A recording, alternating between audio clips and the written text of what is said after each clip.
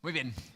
Miren, el día de hoy quiero platicar con ustedes acerca de una realidad que le afecta a muchos cristianos.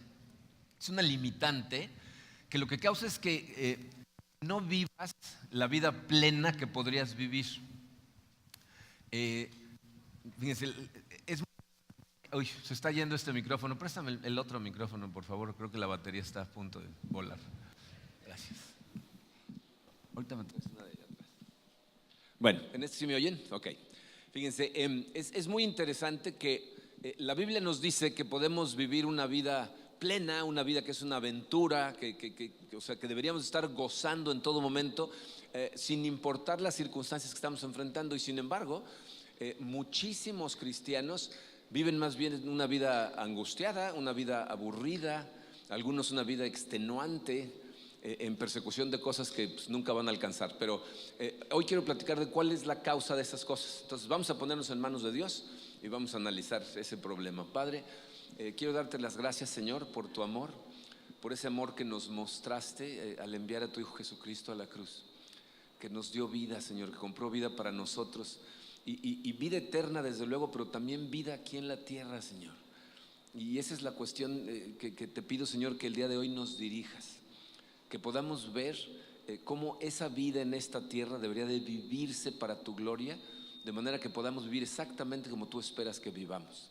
Guíanos el día de hoy, Señor, llénanos de tu Espíritu, ilumínanos, te lo pedimos en el poderoso nombre de tu Hijo Jesucristo, amén.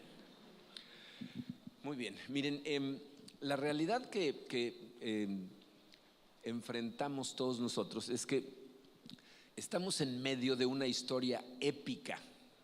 Mucha gente no se da cuenta de eso. O sea, nos gustan mucho las películas épicas, ¿no? El Señor de los Anillos y Guerra de las Galaxias, en donde todo el mundo está en guerra en el universo. Pero no nos damos cuenta que nosotros estamos metidos en medio de una guerra épica que es real, que es la que la Biblia nos describe. Fíjense, toda la Biblia es una historia que podría dividirse como en escenas, como en actos diferentes. El primer acto o la primera escena es lo que nos describe la Biblia en la primera línea de la Biblia, en Génesis 1:1, en donde dice: en el principio Dios creó los cielos y la tierra. O sea, Dios, el rey del universo, crea todo lo que existe, y la Biblia nos dice que lo crea en perfecta armonía.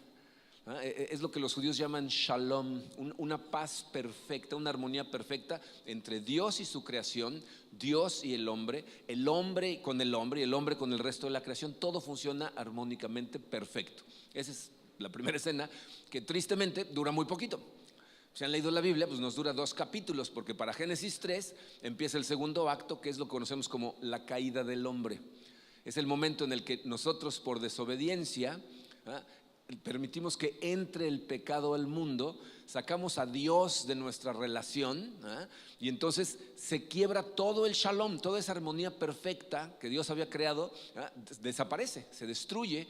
Y de hecho, todo lo que Dios había hecho para nosotros, todos sus regalos, todas las cosas que creó para plenitud del ser humano, se convierten en algo que nos ataca, que nos esclaviza, ¿no? La Biblia dice que el vino es algo que Dios creó para darle alegría al corazón del hombre, pero con la caída del hombre se convierte en alcoholismo, ¿no? La comida se supone que es algo que debería de llevarnos a darle gloria a Dios y darle gracias por las delicias que hizo para nosotros, pero se convierte en gula.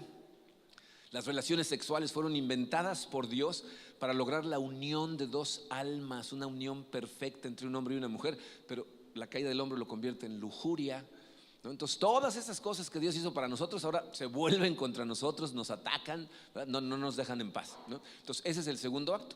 El tercer acto es el momento en el que Dios interviene.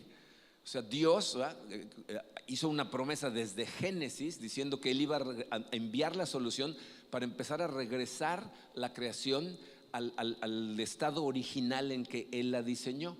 Y entonces, ¿qué hace? Envía a su Hijo Jesucristo. Jesucristo muere en la cruz, absorbe la ira de Dios por todas las desobediencias de todos los seres humanos, y entonces prepara el camino para que todo hombre que ponga su fe en Jesucristo sea redimido, es decir, se restaure la paz entre Él y Dios. Y cuando nosotros estamos en paz con Dios, pues estamos en paz con los demás, estamos en paz con la creación. El problema, fíjense, es que muchos cristianos viven su vida como si la historia terminara ahí. O sea, creación, caída, redención, ¡tarán!, se acabó la historia. En otras palabras, pensamos que todo lo que hizo Dios lo hizo para mí, para salvarme a mí, para que yo estuviera contento, para que Él me bendijera, para que yo fuera muy feliz. El problema con hacer eso es que te conviertes en el centro de la historia. O sea, tú crees que la historia es acerca de ti, ¿no? Que tú vives en una película en donde la estrella principal eres tú. Pero lo que vemos en la Biblia es que nosotros no somos la estrella de ninguna película. De hecho, fíjense, para ponerlo en términos de película, lo que estamos viendo es una película que dura 20 horas en donde tu parte dura 3 segundos. O sea, no eres Tom Cruise. Tú eres el que cruza la banqueta en la película y nadie sabe ni quién es, ¿no? O sea, eso somos nosotros. O sea, somos un extra, ¿verdad? Que Dios te salva, evidentemente te salva, ¿ok? Pero no es en donde termina la historia. El problema para la mayor parte de la gente es que no se dan cuenta que necesitamos llegar a la cuarta escena de la película, que es lo que se llama la restauración o reconciliación. O sea, tu parte en la película empiezas, en la historia de Dios, tu parte realmente empieza en el momento en que te salva Él. Pero tu salvación no termina en ti. Tu salvación, tu redención debería de empujarte ahora a convertirte en lo que llamamos una herramienta de restauración. Es decir, empezar a pasar el mensaje a otras personas, ¿verdad? Porque fíjense, lo que sucede es esto. Cuando tú pones tu fe en Jesucristo, la Biblia dice que Jesús te hace suyo. Ahora eres de Él. Y entonces empieza a reconocer que todo lo que tienes, todo lo que eres es de Él. Y empieza a pensar diferente, a sentir diferente, a actuar diferente. Y entonces empieza a transmitir esas cosas a la gente a tu alrededor y te conviertes en una herramienta de restauración, que es como titulé este mensaje. Deberíamos de ser todos herramientas de restauración, ir a los lugares en donde hay oscuridad, en donde todo está descompuesto, en donde no hay shalom, ¿verdad? Y tratar de llevar la luz de Dios a esos lugares en lo que Jesucristo regresa y lo perfecciona todo. Ese era el objetivo de Dios para su gente desde el principio. O sea, esto no fue algo que se le ocurrió en el camino. A la primera persona que llama para hacer a su pueblo fue Abraham. Y fíjense las palabras que le dicen en Génesis 12, o sea, el mero principio de la Biblia, Génesis 12, versículos 2 y 3, le dice: haré de ti una nación grande y te bendeciré. Haré famoso tu nombre y serás una bendición. Por medio de ti serán bendecidas todas las familias de la tierra. Dice, te voy a bendecir, pero ahí no termina. Dice, te voy a hacer una gran nación, y lo que va a suceder contigo, Abraham, es a través de ti se va a bendecir toda la tierra. Es decir, lo que vas a recibir lo vas a pasar y van a ser bendecidas todas las familias de la tierra. Y el problema, fíjense, es que si analizamos nuestra vida y la vida de muchísimos cristianos, nos vamos a dar cuenta que nos estancamos mucho en la redención. O sea, estamos más bien enfocados en recibir, en ser bendecidos, en que Dios haga por nosotros, y no estamos tan preocupados con pasarlo a los demás. Y si estudiamos lo que la Biblia nos dice y lo que la historia nos cuenta acerca de cada vez que la iglesia se estanca en la redención y deja de ser herramienta de restauración, fíjense, nos metemos en serios problemas, tenemos problemas con Dios, la iglesia se vuelve impotente, o sea, pierde su poder, y aparte perdemos nuestro lugar en la historia de Dios. Perdemos nuestro rol en la película. Y quiero que vean lo que la Biblia nos dice de lo peligroso que es nada más estar recibiendo. Pues vamos a ir a estudiar al profeta Ezequiel. En Ezequiel 16, sé que es el libro favorito de muchos de ustedes, lo tienen memorizado, entonces no tengo ni que leerlo, pero ahí les va. El versículo 49 dice: pues esta fue la iniquidad de tu hermana Sodoma. Y miren, vamos a detenernos un momentito ahí.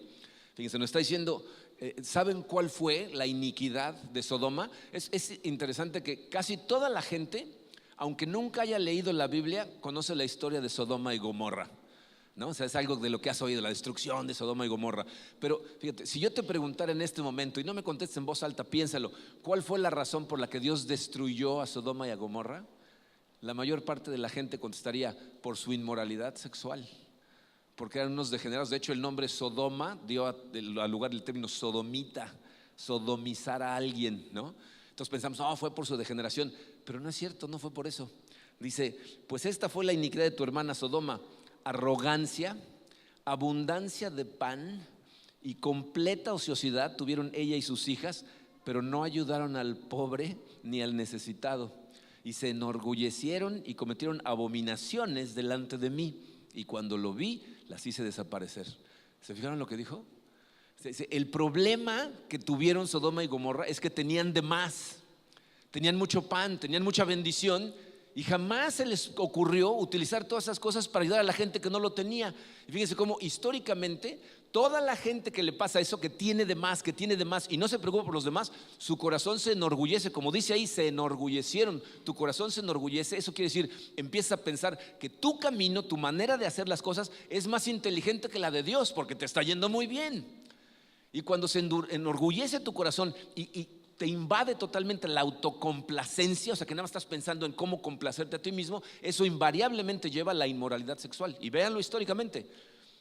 La gente que termina haciendo unas perversiones terribles son gente que tiene tanto que ya no sabe qué hacer y se aburre y busca otras cosas y empieza a hacer perversiones sexuales. Entonces la autocomplacencia los llevó a la perversión sexual, y entonces Dios decidió desaparecerlos. Y fíjense cómo vuelve a hacer referencia a esto en el libro del profeta Isaías. En el capítulo 1 de Isaías, dice Isaías: oigan la palabra del Señor, gobernantes de Sodoma, escuchen la ley de nuestro Dios, pueblo de Gomorra. Miren, lo que deben de haber escuchado las personas que oyeron a Isaías decir estas palabras, debe haberles hecho temblar las piernas.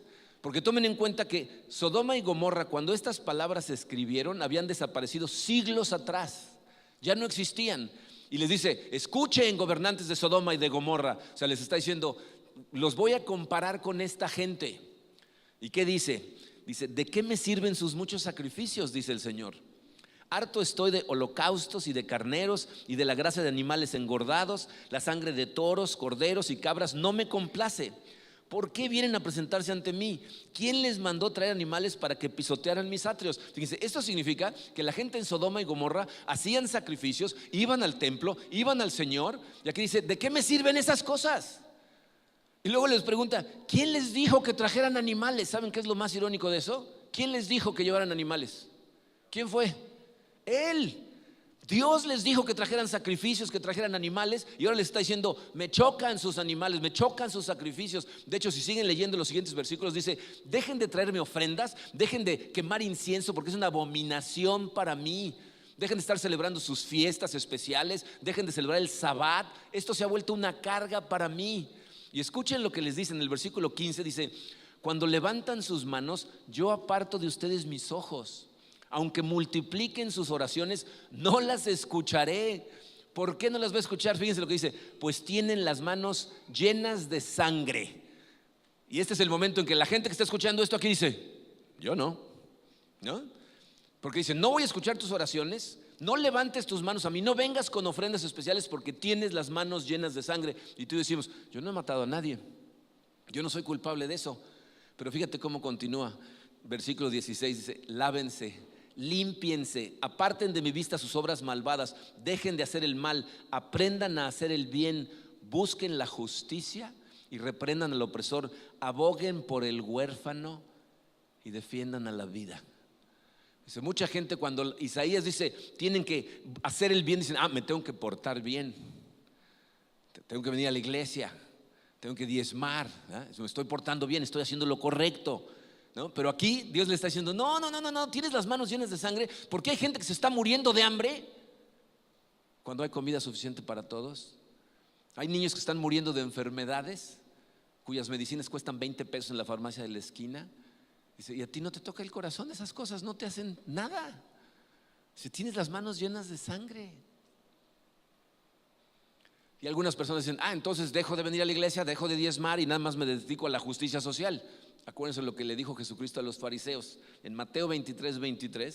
Les dice: ay de ustedes, maestros de la ley y fariseos, hipócritas, dan la 10ª parte de sus especias, la menta, el anís y el comino, es decir, diezman, ¿no? Les está diciendo, pero han descuidado los asuntos más importantes de la ley, tales como la justicia, la misericordia y la fidelidad.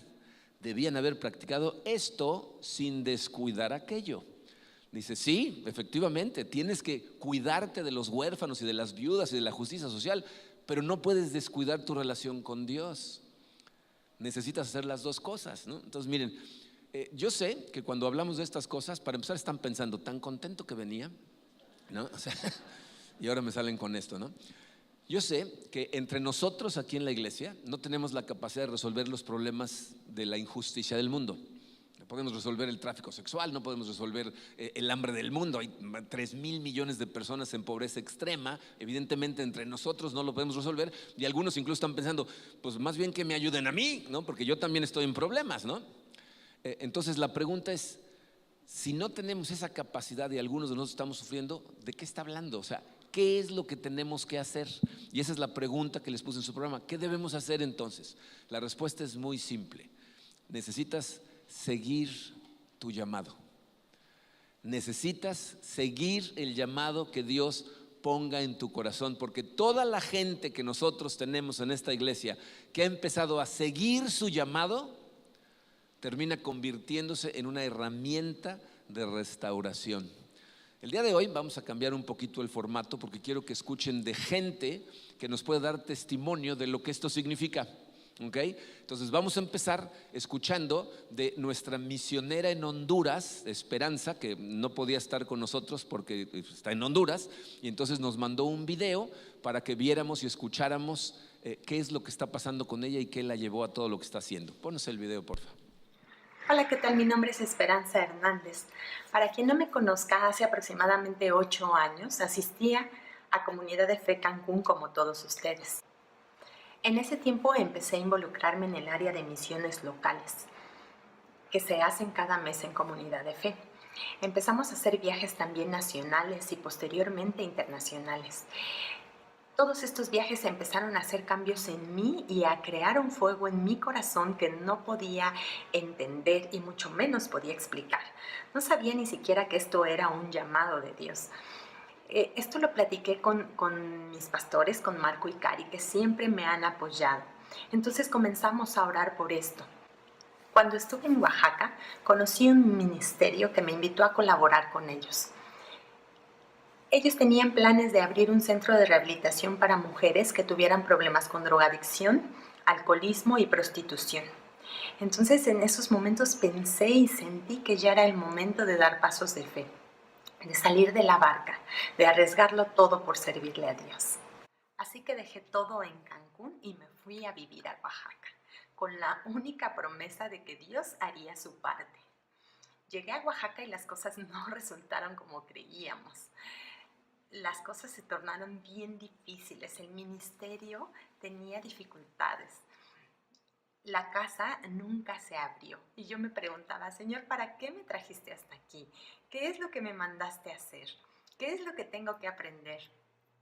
Y nuevamente, compartiendo con mis pastores sobre toda esta experiencia y buscando alternativas, se presentó la oportunidad de ir a conocer la iglesia de Houston, de conocer cómo se hacen las misiones en Houston, en nuestra iglesia principal.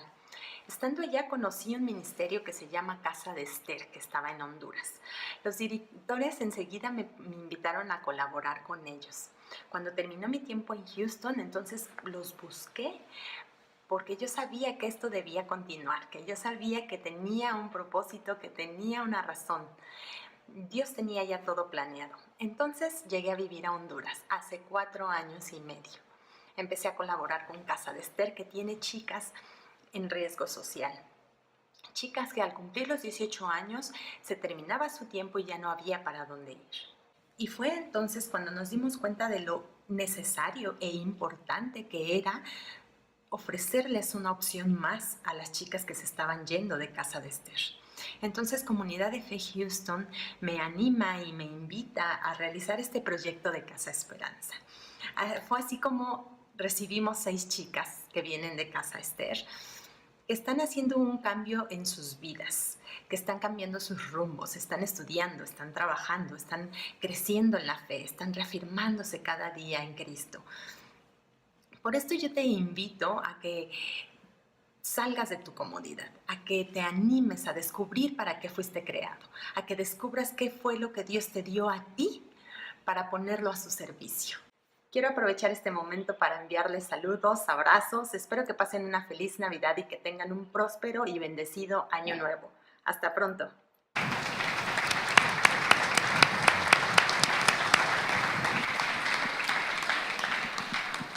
Invité el día de hoy a participar con nosotros a 4 personas que muchos de ustedes conocen. Para que cupiéramos, pues nos tuvimos que sentar así que disculpen, nos vamos a hacer lo más derechitos que podamos. ¿Okay? Son José Luis y Leslie, que están a cargo de nuestras misiones locales, que todos conocen, está como misionera en el norte de África, y Emilio Brito, que es nuestro pastor ejecutivo, pastor de jóvenes. La verdad es que es el chambitas, hace un montón de cosas en la iglesia, predica cuando no estoy, ya saben, ¿no? Pero bueno, miren, los invité a participar con nosotros porque ellos están experimentando estas cosas de las que les estoy hablando, de seguir tu llamado. Yo le pedí ese video a Esperanza y no le dije de qué se trataba.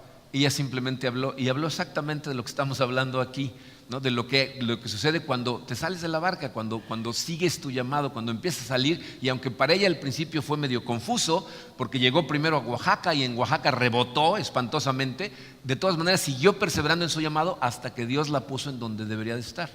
Ahora quiero que platiquemos un poquito con ellos. Primero te voy a preguntar a ti, Emilio. Emilio trabaja con jóvenes, entonces yo quiero saber qué es lo que hace que un joven llegue a la iglesia que no sabe ni de qué se trata y al rato termine y ya está sirviendo en misiones locales, nacionales e internacionales. ¿Qué pasa ahí? Es un proceso bien interesante. La realidad es que la mayoría de los jóvenes, cuando llega por primera vez al salón de jóvenes, pues no llegan muy emocionados. Muchos de ellos, por el contrario, son arrastrados por los papás para que entren a ese salón, ¿no? Entonces, deberías de ver la cara de esos pobres muchachos cuando llegan por primera vez.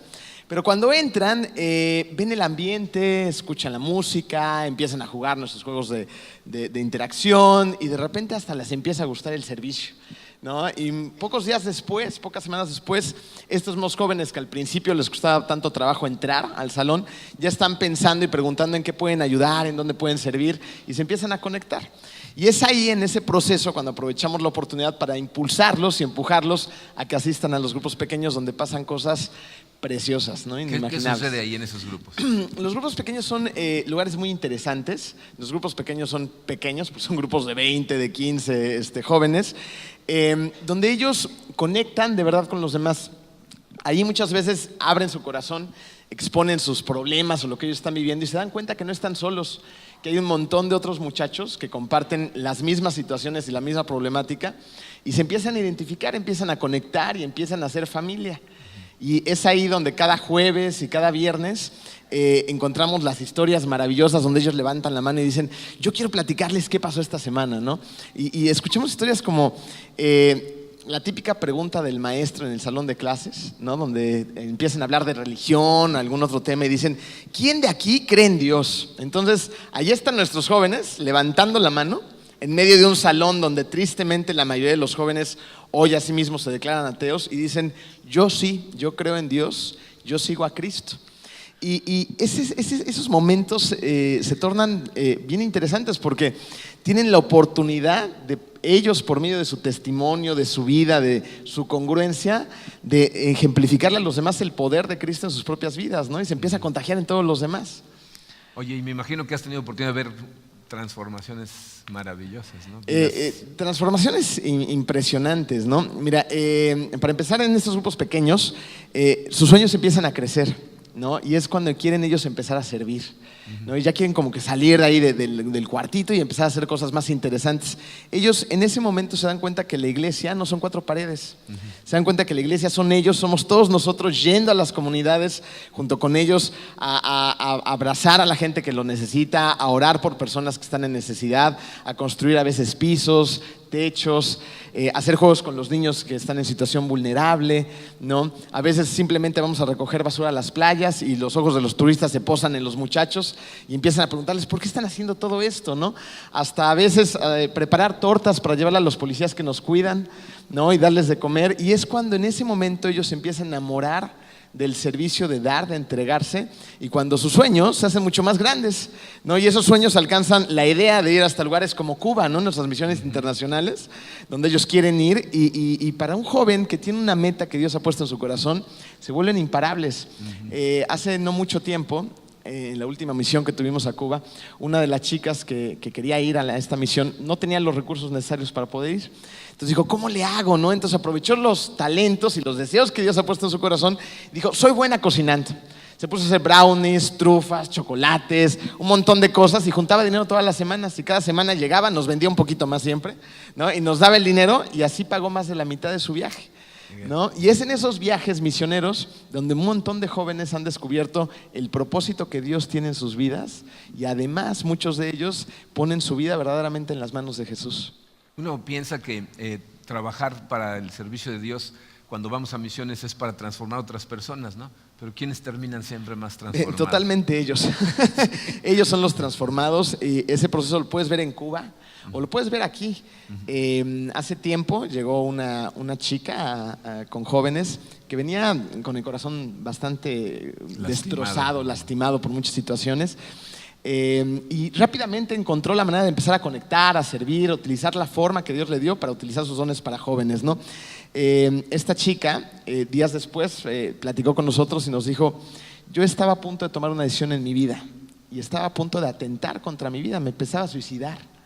Y a partir de que llegué a la iglesia, conocí a Jesús, mi vida cambió por completo, ¿no? Y yo le dije: bueno, ¿y en qué situación crees que estarías en ese momento? Me dijo: es textual, yo hubiera acabado con mi vida si no hubiera seguido en la iglesia, ¿no? Y muy a diferencia de lo que pudo haber pasado hoy en día, esta chica es una chica totalmente activa, es una chica que está sirviendo en un montón de áreas y que está poniendo a trabajar todas las herramientas que Dios le dio para la expansión del reino de Dios. Qué bendición. Gracias, Emilio. Un aplauso para Emilio, por favor.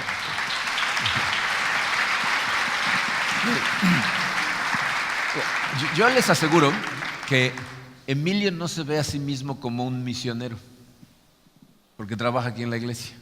Pero muchas veces eso es ser una herramienta de restauración, el ponerte a servir en donde Dios te llama a servir. Tenemos también con nosotros a José Luis y a Leslie, están casados, él es doctor, y ellos son los líderes de nuestras misiones locales. Ya ven que el primer sábado de cada mes tenemos una salida misionera local y una vez al año ellos hacen una salida a algún otro lugar un poco más lejano. Entonces quiero que nos platiquen un poquito. Cuéntenos, José Luis, ¿qué hacen en las misiones locales? Hola, ¿qué tal? Muy buenos días. Miren, pues en las visitas locales nosotros tenemos desde hace algunos años visitando algunas comunidades por aquí relativamente cerca de Cancún, en la colonia de Chapaneca, la zona agrícola, Francisco May, el Naranjal, entre algunas otras por ahí. Y empezamos en realidad hace algunos años, yo sentía ese llamado de decir: bueno, Señor, ¿cómo te sirvo? ¿Cómo hago para yo poder hacer algo? Entonces realmente así empezó, así como que yo quería hacer cosas pero no sabía qué hacer. Dije: bueno, pues soy médico, tengo especialidad en anestesiología. Dije: pues ni modo que me vaya a dormir a la gente por allá, pero bueno, pues bueno, como médico me voy a ir. Y así empezamos hace algunos años, junto con otro grupo de miembros de aquí de la iglesia. Estaba el doctor Ernesto, un odontólogo, estaba podología, corte de pelo, algunas actividades con los niños. Pero poco a poco ha ido creciendo nuestro grupo y ha sido una gran bendición, porque realmente a nuestra familia creemos que es un grupo maravilloso, donde nos sentimos en familia, donde nos reunimos ahora cada lunes y compartimos, y ha sido maravilloso el crecimiento que hemos tenido. Pero bueno, el asunto es que de esa brigada que sucedió hace algunos años ha ido prácticamente incrementándose muchas actividades como de construcción, como de cosas de albañilería, de carpintería, proyectos de impacto social como creación de huertos, de gallinas ponedoras, de apiarios, meliponarios, etcétera, etcétera. Entonces son un montón de cosas que han ido prácticamente, que la gente que llega de repente dice: ¿cómo podemos servir? Y simplemente decimos: escucha tu llamado. O sea, lo que tú tienes, lo que tú creas que Dios está poniendo en tu corazón. Y créanme que eso ha sido muy importante, porque ha, digamos que fortalecido o ha enriquecido todo este grupo, porque cada quien llega con sus talentos, y si es de Dios y vemos que funciona y es de bendición para la gente, ha ido funcionando ahí. Leslie, cuéntanos, ¿cómo pasó contigo? Porque no fue lo mismo, ¿no? O sea, para ti. Entonces cuéntanos cómo fue tu llamado. Principalmente, pues yo asistí a la iglesia, tengo aproximadamente, creo que en marzo hago 14 años aquí en la iglesia, desde que llegué aquí a Cancún. Y igual, pues venía cada domingo a la iglesia, escuchaba y escuchaba y escuchaba y escuchaba. y me empecé a involucrar un poquito en el área de niños y estuve sirviendo, pero realmente siempre tenía un llamado de Dios. Aunque estaba ahí sentada por mucho tiempo, dije, no, hasta que ya escuché un mensaje que Marcos dio que nos teníamos que salir de la barca, y fue en el momento que dije, es momento de servir. Y fue cuando decidí dar ese paso. Y miren, una cosa muy interesante con ellos dos es que José Luis empezó y Leslie todavía estaba medio como que, pero José Luis le tuvo una paciencia. Él servía y servía y servía, y de repente ella, ¡pum!, ¿no? Y ahora que lo están haciendo en pareja, ¿cuál ha sido el impacto de eso para ustedes? Sí, la verdad es que efectivamente así es. Empecé solo sirviendo en estas, aquí en misiones locales, y poco a poquito Leslie se fue metiendo, bueno, poco a poquito, de repente dijo, bueno, yo quiero ayudarte, quiero servirte. Y eso definitivamente en nuestra vida ha sido de gran bendición, porque ahora, aunque tenemos profesiones diferentes, hacemos un equipo, formamos un equipo, y yo le agradezco a Dios por eso, porque simplemente el hecho de servirle a Él y hacerlo como pareja ha enriquecido impresionantemente nuestras vidas, y el grupo también. Y una de las cosas que digo, no nos las cuentan aquí, pero hemos platicado con ellos y ellos están todo el tiempo trabajando para ver cómo le pueden hacer para dedicarse cada vez más a misiones y menos a su vida profesional. O sea, el llamado llega a ser tan fuerte que te empieza a jalar con todas esas ganas. Muchas gracias, chicos. Un aplauso para ellos, por favor.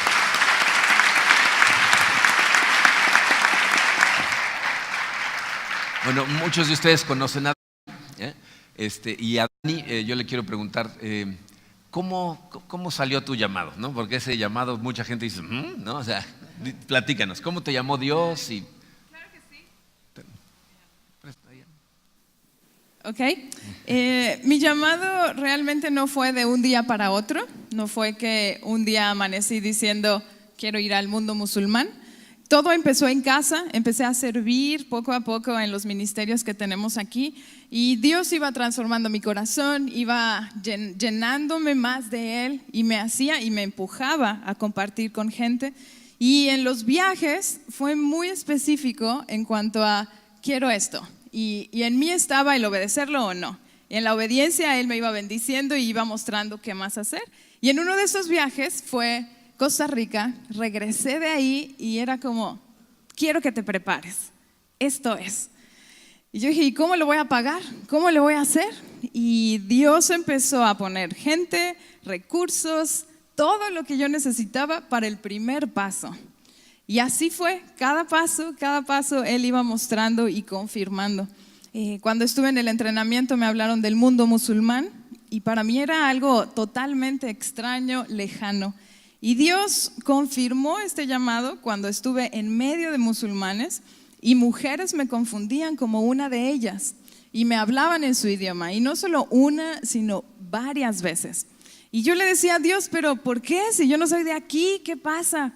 Y Él fue mostrándome poco a poco y diciendo, Dani, yo te he creado con un físico único y especial para que puedas pasar desapercibida en medio de ese pueblo.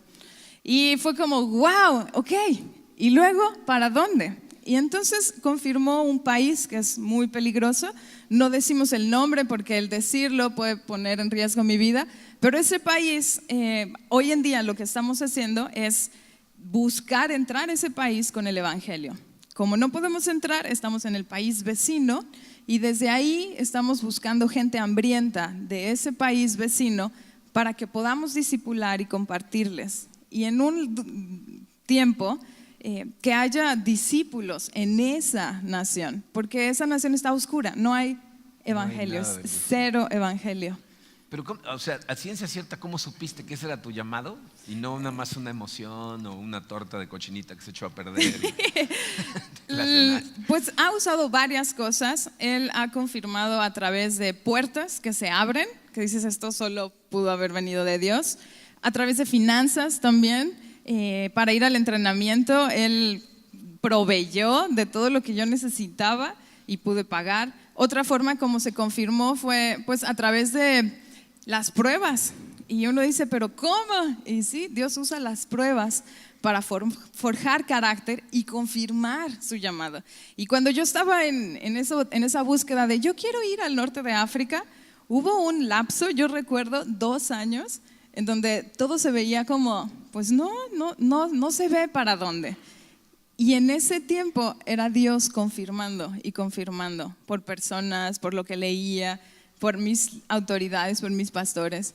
Y definitivamente el sueño que Dios te da, eso se queda ahí en tu corazón y no se apaga si tú lo buscas, porque tú lo puedes apagar. Yo pude haberme quedado sentada y decir, ya, esto nunca se va a hacer, es muy peligroso, mejor me quedo sentada. Pero no, la cuestión es obedecer a Dios en lo que te está poniendo en el corazón. ¿Qué le dirías a esta? Fíjense, hay personas que se acercan a platicar conmigo y me dicen, yo quiero servir, quiero una cita contigo para que me digas dónde, ¿no? O sea, me quieren poner a trabajar, ¿no? Pero ¿qué le dirías a una persona que está empezando a sentir un llamado pero no sabe ni por dónde empezar? Yo les diría, pongan al servicio del Rey sus dones y sus talentos.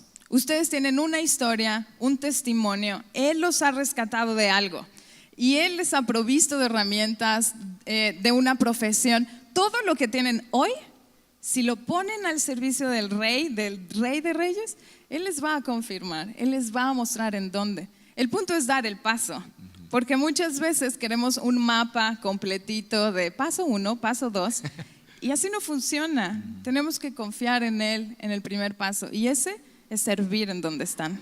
Y especialmente en el área de las finanzas tienes que confiar, ¿verdad? Sí. Porque ¿de dónde salen las finanzas? Sí, definitivamente una de las áreas donde Dios confronta más, hablo en lo personal, es las finanzas, porque ¿de dónde viene el dinero, no? O sea, ¿cómo le hace Dani para ir al norte de África?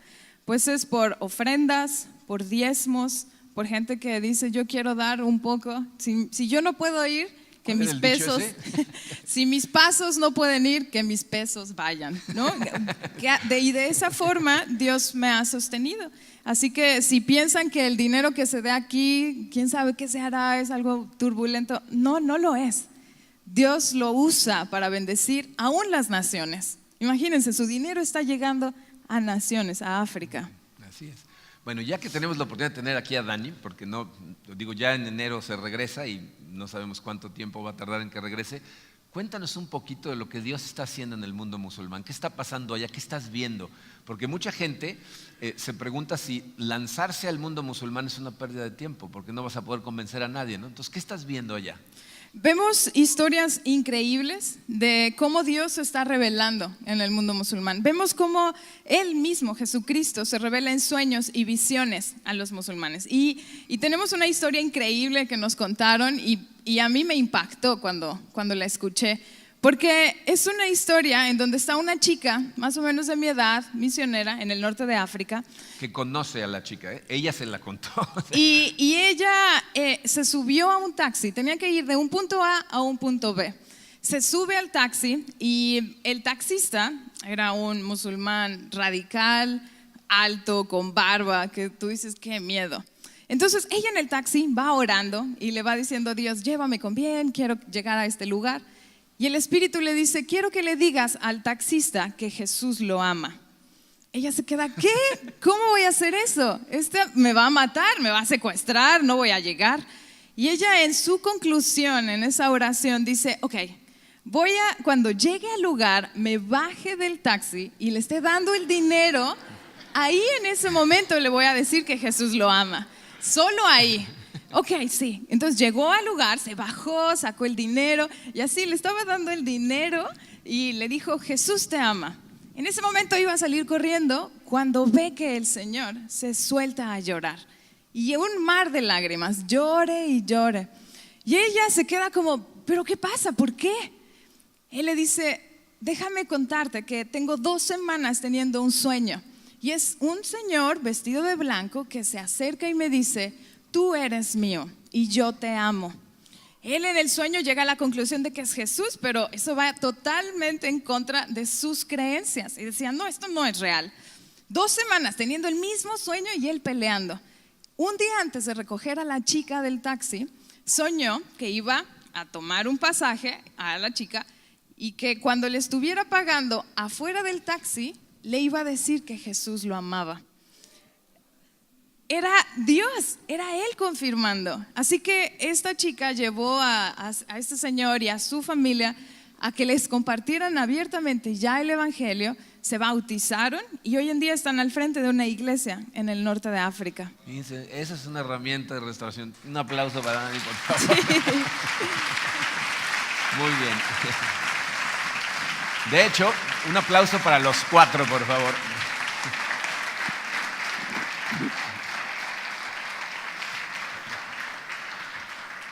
Gracias. Miren, cuando hablamos de servir, de transmitir la palabra, de ir, yo sé que a mucha gente esto le pone de nervios. La palabra misionera suena raro, ¿no? Misionero. Yo les aseguro, por ejemplo, que Emilio no se siente misionero, porque no tiene título de misionero, es pastor de jóvenes, pero su trabajo es ser una herramienta de restauración. En los casos de Dani, José Luis y Leslie, tú a lo mejor escuchas el llamado de Dani de ir al norte de África y piensas, qué miedo, ¿no? Qué pánico, o sea, que me llame a hacer una cosa así. Pero tienes que entender, cuando Dios pone un llamado en tu corazón, a ti no te da miedo. O sea, a ti no te parece algo radical, a ti te parece lo que tienes que hacer. De hecho, Dani pasó años soñando con irse y no se daba y no se abrían las puertas y pensábamos que se abría una y se cerraba y llegó un momento en que se preguntaba, pues ¿será que sí quiere? Y como dice, las pruebas la fueron depurando. Y a lo mejor escuchas de José Luis y Leslie y a lo mejor no suena tan aterrador, aunque ya por ahí alguien me regañó y me dijo, sí, nada más quiero que vayas a ver los caminos de Oaxaca para que veas qué tan aterrador puede ser, ¿no? Pero fíjense, el hacer misiones locales aquí no suena aterrador, no es por miedo que no vas, esa es flojera, ¿no? O sea, porque hace falta sacrificarte, porque hace falta invertir tu tiempo, porque a veces hace falta invertir tu dinero, ¿no? Pero lo que te estoy tratando de decir es, necesitas seguir tu llamado si quieres vivir la vida que Dios tiene preparada para ti, porque para eso te dejó aquí. Y si tú todo lo que haces es venir todos los domingos, e incluso, fíjate, puede ser que estés yendo a grupos pequeños y tomando cursos y yendo a fundamentos y tenemos a gente que tienen maestría en grupos pequeños, ¿no? O sea, van a un montón de grupos, pero si todo lo que estás haciendo es recibir y recibir y recibir y recibir, fíjense, vamos a hacer un experimento. Respiren profundamente, sigan respirando más, hasta que se desmayen todos. Eso es mío, ¿no? ¿Verdad que no funciona? ¿Qué tal exhalar? ¿Podrías exhalar y exhalar y exhalar y mantenerte así para siempre? Porque hay gente que piensa que o es inspirar o es exhalar, ¿no? Hago justicia social o vengo a la iglesia. Cuando de la única manera en que la vida cristiana funciona es un balance entre respirar y exhalar. Y es la única forma en la que tú puedes vivir verdaderamente la vida que Dios tiene planeada para ti. Y fíjense, como ya escucharon y si platican con toda la gente que hace misiones les va a decir lo mismo. Muchos de los que estamos aquí no van porque no se sienten preparados, porque no sienten que tienen el dinero para hacerlo, porque X. Y lo que vas a escuchar 20 veces es cuando Dios te pone un llamado, Él te equipa y Él provee, siempre. Tú lo que tienes que hacer es pedirle a Dios que te dé tu llamado, que te empiece a aclarar. Y lo que te va a decir, como nos dijo Dani, es te va a dar luz para un paso. No te va a plantear todo el mapa hasta donde vas a llegar. Te dice, da este paso, y luego da este paso, y luego da este paso. Y tu llamado cada vez es más fuerte. Y empiezas a seguirlo. Y es entonces, tú empiezas a seguir tu llamado, da un paso, y cuando te des cuenta vas a estar en medio del campo sirviendo. Y ¿sabes qué vas a estar? Satisfecho, pleno. Cuando estás haciendo las cosas que Dios te puso a hacer, ahí es en donde te sientes que estás viviendo. Por eso tanta gente vive vidas aburridas. Y mucha gente viene a la iglesia después de años y dice, pues yo creo que esto no funciona porque pues como que no, yo no me siento tan lleno de gozo como la Biblia dice. Sigo teniendo problemas. ¿Saben cuál es la mejor manera de sanar el corazón de una persona? Sirviendo. Tienes un montón de problemas, sirve. Ve para que veas lo que está pasando en el mundo y vas a ver cómo tu corazón sana. Dios te ayuda a salir de cosas para el que ayudes a gente que está en medio de esas mismas cosas. Entonces, en lugar de estarnos aburriendo o pensando nada más en qué más comprar, yo sé que para muchos de ustedes no es el caso, Muchos dicen, no, yo estoy batallando económicamente. pero no necesariamente tiene que ser dinero servir. Me dice, yo te aseguro, por ejemplo, que tú volteas a ver alrededor aquí a la gente que está sirviendo y no les ves caras de misioneros. A la gente que te da la bienvenida, a las maestras que están cuidando a tus niños, ¿no? A la gente que recoge al final y van y cuentan los diezmos, no les ves cara de misioneros, pero esa gente son herramientas de restauración. Están poniendo sus dones a trabajar. Hay gente que su don es abrazar, saludar con amor a la gente y están sirviendo, ya dieron un paso. Y curiosamente, fíjense, esas mismas personas que dan el paso tan pequeño, decir, pues yo quiero servir recibiendo gente, yo quiero servir cargando esto, yo quiero servir, al rato son los que están en las misiones, son los que salen a los viajes lejos, los que empiezan a sentir un llamado cada vez más fuerte y están viviendo plenamente su vida como cristianos. No significa que porque des un paso Dios te va a mandar al norte de África. A lo mejor no te va a mandar más que a Tizimín, pero ahí estarás sirviendo. ¿Ok? La cosa es que sigas tu llamado, el que Dios ponga en tu corazón, y te va a ir llevando hasta que sientas la plenitud de la vida en el Espíritu, sirviendo, entregándote para extender el reino de Dios. Esa es nuestra esperanza para nuestra iglesia. Que toda la gente que viene aquí sea gente que participa, no que son espectadores, que participamos juntos. Y entonces vamos a poder impactar increíblemente esta ciudad que tanto amamos y que tanto lo necesita. Vamos a orar. Padre, quiero darte gracias, Señor, por el amor que nos muestras todo el tiempo, por la paciencia que nos tienes a muchos de nosotros que nos pasamos sentados tanto tiempo simplemente recibiendo, y tú de todas maneras estás ahí para llamarnos, para amarnos, para consolarnos.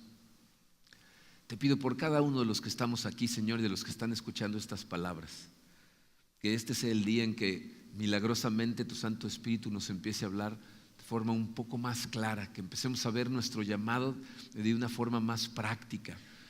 Que empecemos a pasar un poco de tiempo todos los días poniendo nuestra mente en ti, poniéndonos en tus manos, poniendo los recursos que nos has dado en tus manos, de forma que nos vayas aclarando para qué nos quieres aquí, Señor, para dónde quieres que jalemos, a dónde quieres que sirvamos.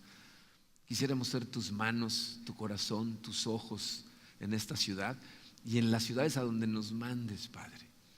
Te pido, Señor, que elimines el miedo de nuestro corazón, que tengamos claro que cuando algo nos da miedo es porque no entendemos tu amor, porque tu amor elimina el miedo. Que no permitas que la autocomplacencia, la flojera, el nada más pensar en nosotros nos detengan de vivir esta vida tan maravillosa que tú diseñaste para nosotros. Te pedimos perdón por el tiempo que hemos desperdiciado y nos ponemos totalmente en tus manos. Guíanos tú, llévanos tú, Señor. Te lo pedimos en el poderoso nombre de tu Hijo Jesucristo.